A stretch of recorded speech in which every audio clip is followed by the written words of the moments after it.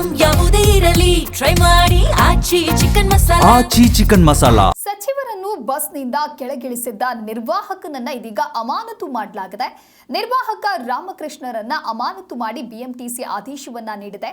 ಚಿಲ್ಲರೆ ವಿಚಾರಕ್ಕಾಗಿ ಸಚಿವರನ್ನ ಬಸ್ನಿಂದ ಇಳಿಸಿದ್ದಂತಹ ನಿರ್ವಾಹಕ ಸಾರಿಗೆ ಸಚಿವರಾದ ಭೈರತಿ ಸುರೇಶ್ ರಿಯಾಲಿಟಿ ಚೆಕ್ ಅನ್ನ ನಡೆಸಿದ್ರು. ಈ ಒಂದು ಸಂದರ್ಭದಲ್ಲಾಗಿರುವಂತಹ ಘಟನೆ ಇದು. ಟಿಕೆಟ್ ಖರೀದಿಸುವ ವೇಳೆ ಚಿಲ್ಲರೆ ಇಲ್ಲ ಅಂತ ಹೇಳಿ ಸಚಿವರು ಹೇಳ್ತಾರೆ. ಚಿಲ್ಲರೆ ಇಲ್ಲ ಅಂತ ಹೇಳಿದ್ರೆ ಬಸ್ನಿಂದ ಇಳಿರಿ ಅಂತ ಹೇಳಿ ದರ್ಪದಿಂದ ಆ ಕಂಡಕ್ಟರ್ ಸಚಿವರನ್ನ ಕೆಳಗಿಳಿಸಿರ್ತಾರೆ.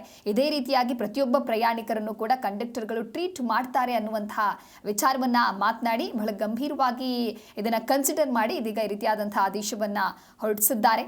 100 ರೂಪಾಯಿ ನೋಟನ್ನು ಕೊಡ್ತಾರೆ. ಬಸ್ ಸಂಚಾರ ಮಾಡುವಾಗ 2 ಟಿಕೆಟ್ ಕೊಡಿ ಅಂತ ಕೇಳ್ತಾರೆ. ಆಗ ಕಂಡಕ್ಟರ್ ಚಿಲ್ಲರೆ ಕೊಡಿ ಅಂತ ಕೇಳ್ತಾರೆ. ಇದಕ್ಕೆ ಪ್ರತಿಯಾಗಿ ಸಚಿವರು ಚಿಲ್ಲರೆ ಇಲ್ಲ ಅಂತ ಹೇಳಿದ್ದಕ್ಕೆ ತನ್ನ ಬಳಿ ಚಿಲ್ಲರೆ ಇಲ್ಲ ಅನ್ನೋದಾಗಿ ಬ್ಯಾಗ್ ಕೂಡ ತೋರಿಸಿ ಕಂಡಕ್ಟರ್ ಚಿಲ್ಲರೆ ಇಲ್ದಿದ್ರೆ ಬಸ್ಗೆ ಯಾಕೆ ಬರ್ತೀರಾ, ಕೆಳಗಿಳಿರಿ ಅಂತ ಹೇಳಿ ಸಚಿವರಿಗೆ ಸೂಚಿಸ್ತಾರೆ. ಆಗ ಮರು ಮಾತನಾಡದೆ ಸಚಿವರು ಕೆಳಗಿಳಿತಾರೆ.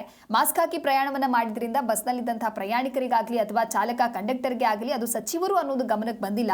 ಪ್ರತಿಯೊಂದು ಬಸ್ನಲ್ಲೂ ಕೂಡ ನಿಗದಿತ ಹಣ ನೀಡಿ ಪ್ರಯಾಣಿಸಿದ ಸಚಿವರು ಕೆಲವು ಪ್ರಯಾಣಿಕರೊಂದಿಗೆ ಬಸ್ ಸಂಚಾರದ ಬಗ್ಗೆ ವಿಚಾರಿಸಿದ್ರು.